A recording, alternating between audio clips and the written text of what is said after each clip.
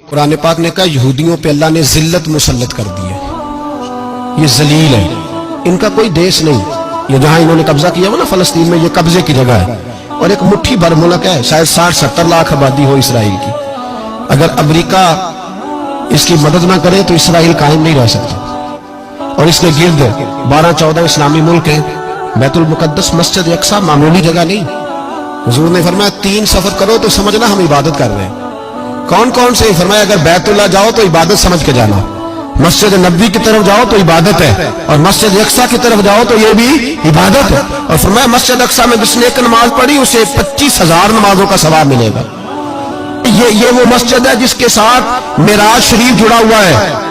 قرآن پاک نے کہا کہ اس مسجد میں سبحان اللہ اسریٰ بعبدہ لیلا من المسجد الحرام الی المسجد الاقصی۔ مسلمانوں، قرآن کہتا ہے کہ تمہارے معراج کی شان رسول پاک کی مسجد اقصی سے جڑی ہے۔ جس محبوب کو رب معراج کرائے تو مسجد اقصی میں لا کے کرائے۔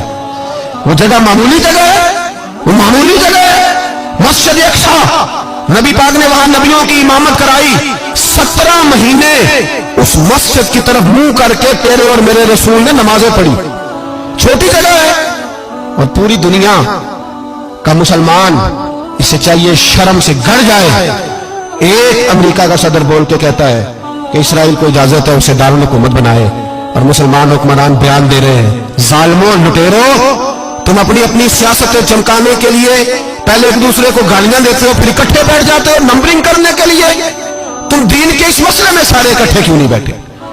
سارے پاکستان کے سیاستدانوں کو، علماء اور مشائخ کو چاہیے تھا ایک پیج پہ اکٹھے ہوتے، اکٹھے بیٹھ کے ایک بیان ہی دے دیتے، ایک بات ہی کر دیتے۔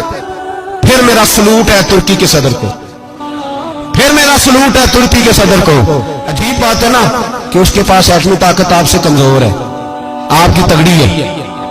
اس کے پاس جو فوجی طاقتیں ہیں وہ اپنی جگہ پر آپ کی فوجی طاقتوں کا لوہا مانتی ہے دنیا، لیکن پھر مجھے کہنے دو نا، میدان میں بندہ ایٹمی طاقت سے نہیں لڑتا، ایمان کی قوت سے لڑتا ہے۔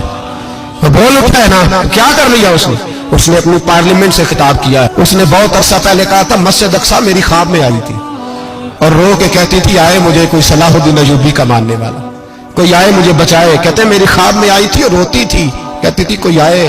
اور ایک شاعر نے کہا ہے مسجد اقصی نبی پاک کو بھی بلاتی ہے، کہتی ہے ایک بار پھر طیبہ فلسطین میں آ، راستہ دیکھتی ہے پھر مسجد اقصی تیرا، ایک بار پھر سے طیبہ سے فلسطین میں آ، راستہ دیکھتی ہے پھر مسجد اقصی تیرا۔